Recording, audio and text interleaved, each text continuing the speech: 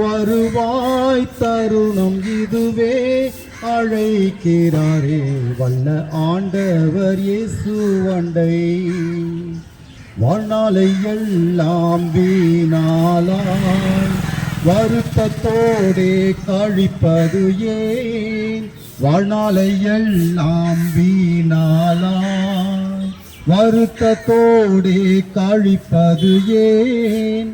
வந்தவர் பாதம் சரணடைந்தால் வாழ்வித்து உன்னை சேர்த்துக் கொள்வார். வருவாய் தருணம் இதுவே அழைக்கிறாரே வல்ல ஆண்டவர் இயேசு வண்டை. வருவாய் தருணம் இதுவே அழைக்கிறாரே வல்ல ஆண்டவர் இயேசு வண்டை. கட்டின வீடும் நிலம் பொருளும் கண்டிடும் ஊற்றார் உறவினரும். கட்டின வீடும் நிலம் பொருளும் கண்டிடும் ஊற்றார் உறவினரும். கூடுவிட்டு உன்னாவி போனால் கூட உன்னோடு வருவதில்லை. வருவாய் தருணம் இதுவே அழைக்கிறாரே வல்ல ஆண்டவர் இயேசு வண்டை. வருவாய் தருணம் இதுவே அழைக்கிறாரே வல்ல ஆண்டவர் இயேசு வண்டை. ஆம், என் அன்புக்குரியவர்களே, ஆண்டவர் இயேசு கிறிஸ்து ஒவ்வொரு வரையும் நேசிக்கிறார். எந்த ஒரு நிபந்தனையும் இல்லாமல் நாம் யாராக இருந்தாலும் எப்படிப்பட்ட நிலையில் இருந்தாலும் நம்மை வானத்தையும் பூமியும் உண்டாக்கிய சர்வ வல்லமையுள்ள தேவனாகிய கடவுள் இயேசு கிறிஸ்து நேசிக்கிறார்.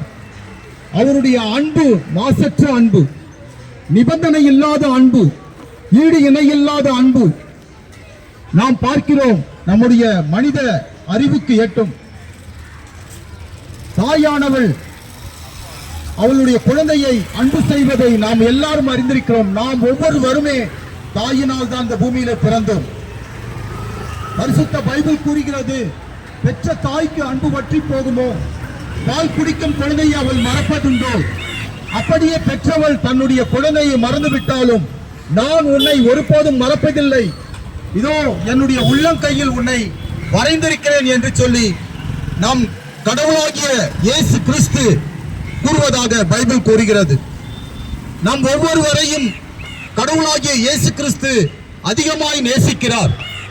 இயேசு கிறிஸ்துவனுடைய அன்பு எப்படிப்பட்டது என்று சொன்னால், அவர் ஜீவனையே கொடுத்து நமக்காக அவருடைய உயிரையே கொடுத்து அவர் நேசிக்கிறார். அவர் இந்த பூமியிலே வந்ததே, அவர் பிறந்ததே, இந்த வானத்தை விட்டு இந்த பூமிக்கு அவர் வந்ததே நமக்காக மரிக்கும்படியாகத்தான், சிலுவையிலே பலியாகும்படியாக அவர் இந்த பூமிக்கு வந்தார். நாம் ஒவ்வொருவரும் பார்க்கிறோம், மனிதர்களுடைய பக்தியை பார்க்கின்றோம். பக்தியினாலே மனிதர்கள் தங்களுடைய உடலிலே குத்திக் கொள்வதை பார்க்கிறோம். தங்களுடைய வாய்களிலே, உடம்பிலே இதோ அவர்கள் பயங்கரமான பூக்கினாலே குத்திக் கொண்டு, வண்டிகளை இழுத்துக்கொண்டு தன்னுடைய உடலை குத்தி வருத்தப்படுத்திக் கொள்வதை நாம் பார்க்கிறோம். பெரிய வேதனைக்குள்ளாவதை பார்க்கிறோம். இவையெல்லாம் எதற்காக என்று சொன்னால், கடவுள் மேல் இருக்கக்கூடிய பக்தியினாலே. ஆனால் கடவுள் இவை எல்லாவற்றையும் நம்மிடம் எதிர்பார்க்கவில்லை. தாயை விட அதிகமாய் நம்மை நேசிக்கிற, நம்மேல் அன்பு வைத்திருக்கிற கடவுள் நம்மை சுகமாக வாழ வைக்க வேண்டும் என்பதற்காக அவர் தன்னையே கையளித்தார். இயேசு கிறிஸ்து கோரமான சிலுவை மரணத்தை நமக்காக ஏற்றுக்கொண்டார். இயேசு கிறிஸ்து நம் மீது மிகுந்த அன்பு வைத்திருக்கிறார். ஆண்டவர் இயேசு கிறிஸ்து நம் ஒவ்வொருவருக்காகவுமே அவருடைய உயிரை தந்திருக்கிறார். அவர் இரத்தத்தை சிந்தி பலியானார். இந்த பூமியிலே பரிசுத்தமாய் வாழ்ந்த ஒருவர் உண்டு என்று சொன்னால் அவர்தான் இயேசு கிறிஸ்து. அவருடைய வாழ்க்கை எல்லாமே பரிசுத்தமாய் காணப்பட்டது. அவர் வல்லமை உள்ளவராக காணப்பட்டார். ஒவ்வொரு நாளும் தம்மிடம் வருகிற ஆயிரம் ஜனங்களை, துன்புறும் ஜனங்களை அவர் பார்த்த பொழுது அவர் மனது உருகினார். ஆண்டவர் இயேசு கிறிஸ்து நோய்வாய்ப்பட்டவர்களை குணமாக்கினார், குருடராய் இருந்தவர்களுக்கு பார்வையை அளித்தார், செவிடரை கேட்க செய்தார், முடவர்களை நடக்க செய்தார், செத்த பிணங்களையும் உயிரோடு எழுப்பி அவரே உண்மையான கடவுள் என்பதை அவர் நிரூபித்தார். அது மாத்திரமல்ல, நம் மீது வைத்த அன்பினாலே அவர் தன்னையே நமக்காக பலியாய் ஒப்புக் கொடுத்தார். ஆண்டவர் இயேசு கிறிஸ்துவுடைய கரங்களிலே ஆணிகள் துளைக்கும்படியாய் அவர் ஒப்புக் கொடுத்தார். அவருடைய கால்களிலே ஆணிகள் துளைக்கும்படியாய் ஒப்புக் கொடுத்தார்.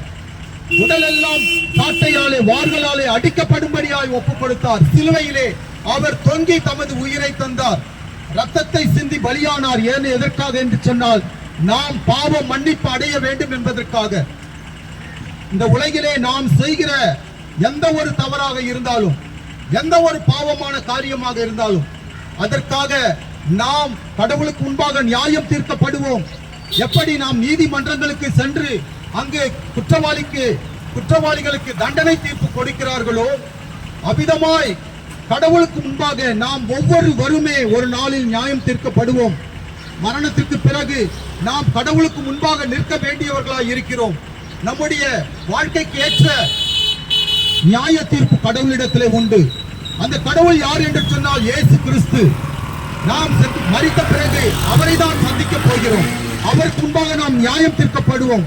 அப்போ அந்த நியாய தீர்ப்பிலிருந்து நாம் தப்பிக்க வேண்டும் என்று சொன்னால், இந்த நாளிலே இயேசு கிறிஸ்துவை நோக்கி பார்ப்போம். ஆண்டவரே, நான் தவறு செய்தேன், குற்றம் செய்தேன் என்று சொல்லி நம்முடைய தவறுகளை ஆண்டவரிடத்திலே நாம் அறிக்கை இடுவோம் என்று சொன்னால், ஆண்டவர் இயேசு கிறிஸ்து நம்முடைய தவறுகளை, குற்றங்களை மன்னிப்பார்.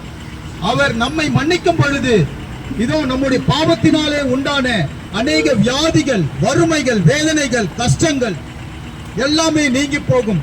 பாவத்தினால் தான் நம்முடைய வாழ்க்கையிலே சாபங்கள் ஏற்படுகிறது. சில ஜனங்கள் பார்க்கிறோம், அவர்கள் சூனியம் வைப்பதை பார்க்கிறோம். சூனியம் எதற்காக என்று சொன்னால், மனிதர்களை அழிக்க வேண்டும் என்பதற்காக. பகைக்கிறவர்களை அவர்கள் அழிக்க வேண்டும் என்பதற்காக சூனியம் வைப்பதை பார்க்கிறோம். எந்த ஒரு சூனியமும் ஆண்டவர் இயேசுவின் நாமத்தினாலே அழிந்து போகும். எப்படிப்பட்ட சாபமாக இருந்தாலும் ஆண்டவர் இயேசு கிறிஸ்து அதை அழித்து போடுவார். அவரிடத்திலே நம்பிக்கை வைக்கிறவர்கள் பாக்கியவான்கள். இயேசுவிடத்திலே சரணடைகிறவர்கள், இயேசுவிடத்திலே நம்பிக்கை வைக்கிறவர்கள், ஆண்டவர் இயேசுவிடத்திலே சரணடைகிறவர்கள் பாக்கியவான்கள். ஏன் என்று சொன்னார், எல்லா விதமான சாபத்திலிருந்தும், எல்லா விதமான வேதனையிலிருந்தும், நோயிலிருந்தும் விடுதலை தருகிற ஒரே ஒருவர் உண்டு என்று சொன்னால் அவர்தான் ஆண்டவராகிய இயேசு கிறிஸ்து. இயேசு கிறிஸ்து உங்களை அதிகமாய் நேசிக்கிறார். உங்களுக்கு இந்த நாளிலே ஒரு நற்செய்தியை நாங்கள் அறிவிக்கிறோம். அதுதான் இயேசு கிறிஸ்து கடவுள், வானத்தையும் பூமியும் உண்டாக்கிய சர்வ வல்லமையுள்ள தேவன் இயேசு கிறிஸ்து உங்களை நேசிக்கிறார், நம்மை நேசிக்கிறார். அவருடைய அன்பிலே ஒரு கலங்கமும் இல்லை. மாசற்ற அன்பை நம் மீது அவர் வைத்திருக்கிறார். எல்லையில்லாத அன்பு வைத்திருக்கிறார். ஆகவேதான் அவர் நமக்காக தமது உயிரையே தந்தார். ரத்தம் சிந்துதல் இல்லாமல் பாவம் மன்னிப்பில்லை என்று வேதம் கூறுகிறது. ரத்தம் சிந்துதல் இல்லாமல் பாவம் மன்னிப்பு இல்லை. நாம் செய்கிற ஒவ்வொரு பாவத்திற்கும் நாம் ரத்தம் சிந்தாதபடி, நாம் வேதனை அடையாதபடி, நமக்காக நம்மை படைத்த கடவுள் இயேசு கிறிஸ்து சிலுவையிலே ரத்தம் சிந்தினார். அவருடைய ரத்தத்தினாலே நமக்கு பாவம் மன்னிப்பு உண்டு.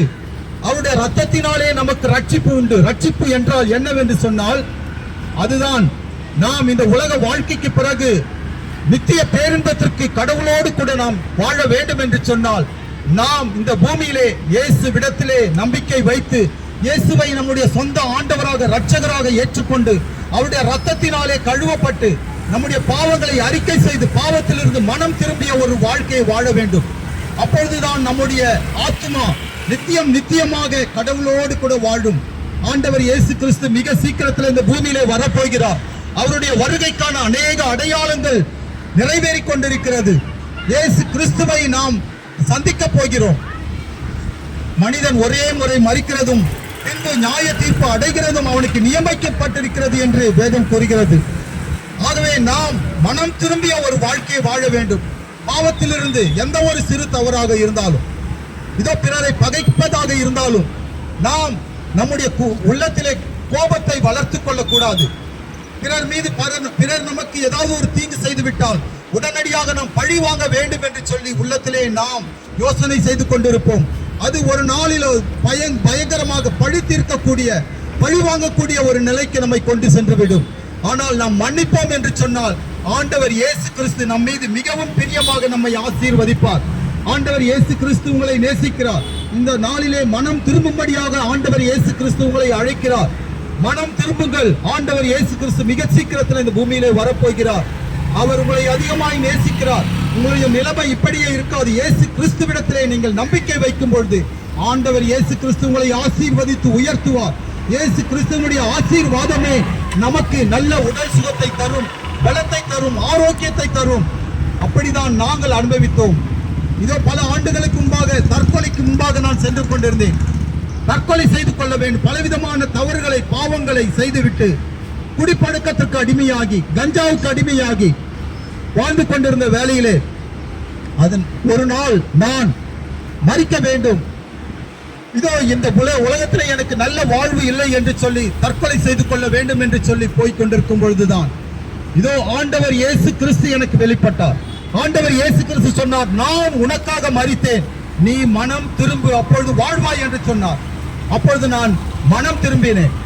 ஆண்டவர் இயேசு கிறிஸ்துவுக்காக இதோ 32 வருடங்களாக நான் மனம் திரும்பிய ஒரு வாழ்க்கையில இருக்கிறபடியால் தான் ஆண்டவர் இயேசு கிறிஸ்து என்னை வாழ வைத்தார். ஆண்டவர் இயேசு கிறிஸ்து என்னை உயர்த்தினார். ஆண்டவர் இயேசு கிறிஸ்து உங்களை அதிகமாய் நேசிக்கிறார். உங்களையும் வாழ வைக்க ஆண்டவர் விரும்புகிறார். பாவத்திலிருந்து மனம் திரும்புவோம். இந்த காலங்களில் நாம் பார்க்கிறோம், வாலிப பிள்ளைகள் கஞ்சா போன்ற பயங்கர போதைகளுக்கு அடிமையாகி அதனால் துணிகரம் கொண்டு பெரிய பாவங்களை செய்வதை நாம் பார்க்கிறோம். மனம் திரும்புங்கள், வாலிப பிள்ளைகளை மனம் திரும்புங்கள். ஆண்டவர் இயேசு கிறிஸ்து உங்களை நேசிக்கிறார். இதோ ஒரு தவறு சிறிதாய் இருக்கும் பொழுது அதை நாம் மாற்றிக்கொள்வது மிக எளிதாய் இருக்கும். அதுவே வளர்ந்து விட்டால் அதற்கு நாம் அடிமையாகி விடுவோம். குடிக்கு அடிமையாகி இருக்கிறீர்களா? நீங்கள் குடிக்கு அடிமையாகி இருப்பீர்கள் என்று சொன்னால் பிறரிடத்திலே, குறிப்பாக உங்கள் குடும்பத்தை கூட, சொந்த மனைவியை அன்பு செய்ய முடியாது, பிள்ளைகளை அன்பு செய்ய முடியாது. 2-3 நாட்களுக்கு முன்பாக நான் பார்த்தேன், ஒரு சிறு குழந்தை முகத்திலே அடி காயம் பட்டிருக்கிறது.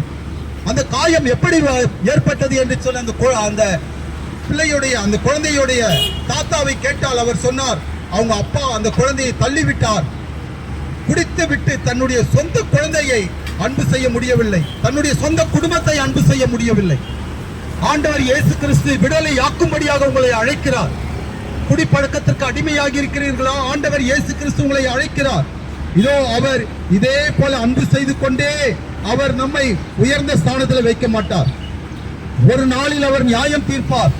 ஆண்டவர் இயேசு கிறிஸ்து பொல்லாதவர்களுக்கு, மனம் திரும்பாதவர்களுக்கு நித்திய நியாய தீர்ப்பை அவர் தரப்போகிறார். பொல்லாதவர்களுக்கு, இந்த பூமியிலே பாவம் செய்கிறவர்களுக்கு, தவறு செய்கிறவர்களுக்கு தண்டனை தீர்ப்பு கொடுக்கும்படியாய் ஆண்டவர் இயேசு கிறிஸ்து மிக சீக்கிரத்தில் இந்த பூமியிலே வரப்போகிறார். மனம் திரும்புவோம். அதே சமயத்தில் நாம் மனம் திரும்பி நல்லவர்களாக வாழும் பொழுது, பரிசுத்தமாய் வாழும் பொழுது முடிவில்லா பேரின்பத்திற்குள்ளாக ஆண்டவர் இயேசு கிறிஸ்து நம்மை கொண்டு செல்வார். முடிவில்லா பேரின்பம் எங்கிருக்கிறது என்று சொன்னால் அவர் வாழ்கிற பரலோகத்திலே, சொர்க்கத்திலே இருக்கிறது. இயேசு கிறிஸ்து சொர்க்கத்திலே இருக்கிறார். ஆண்டவர் இயேசு கிறிஸ்து மரணத்தை ஜெயித்தவராய் உயிரோடு இருக்கிறார். ஆண்டவர் இயேசு கிறிஸ்து உங்களுடைய நினைவுகளை அறிந்திருக்கிறார், உங்களுடைய பேச்சை அறிந்திருக்கிறார், உங்களுடைய செயல்களை அறிந்திருக்கிறார். மனம் திரும்புவோம். ஆண்டவர் இயேசு கிறிஸ்துவுடைய வருகைக்கு ஆயத்தமாவோம். நாங்கள் ஒரு சிறு ஜெபத்தோடு முடிக்கிறோம். அன்பின் தெய்வமே, அப்பா, எங்களை அதிகமாய் நேசிக்கிற அன்பின் தகப்பனே, இந்த பகுதியிலே வாழ்கிற ஒவ்வொரு வரையும் ஆண்டவரே நீர் அறிந்திருக்கிறீர். அவருடைய பெயர்களை அறிந்திருக்கிறீர், அவருடைய வாழ்க்கையை அறிந்திருக்கிறீர், அவர்கள் படக்கூடிய வேதனைகளை அறிந்திருக்கிறீர். அப்பா, வேதனைகளை இன்பமாய் மாற்றுகிற தெய்வம் ஆண்டவரே நீர். ஆண்டவரே, துன்பத்தை இன்பமாய் மாற்றுகிற தெய்வம். அப்பா, துக்கத்தை சந்தோஷமாய் மாற்றுகிற தெய்வம் நீர் ஆண்டவரே. அப்பா, இங்குள்ள ஒவ்வொரு முதியோர்களை ஆசீர்வதிங்கப்பா, பலவீனப்பட்டவர்களை ஆசீர்வதிங்கப்பா, இங்க இருக்கிற ஒவ்வொரு குடும்பங்களையும் ஆசீர்வதிங்கப்பா. உமது ஆசீர்வாதமே எங்களுக்கு செல்வத்தை கொடுக்கும், உமது ஆசீர்வாதமே எங்களுக்கு உடல் சுகத்தை, பலத்தை கொடுக்கும். ஒவ்வொரு வரையும் தனித்தனியாய் ஆசீர்வதிப்பீராக. உம்மை நன்றியோடு துதிக்கிறோம். எல்லா மகிமையும் மகத்துவங்களையும் ஒருவருக்கே செலுத்துகிறோம். இயேசு கிறிஸ்துவின் நாமத்தில் பிதாவே, ஆமென்.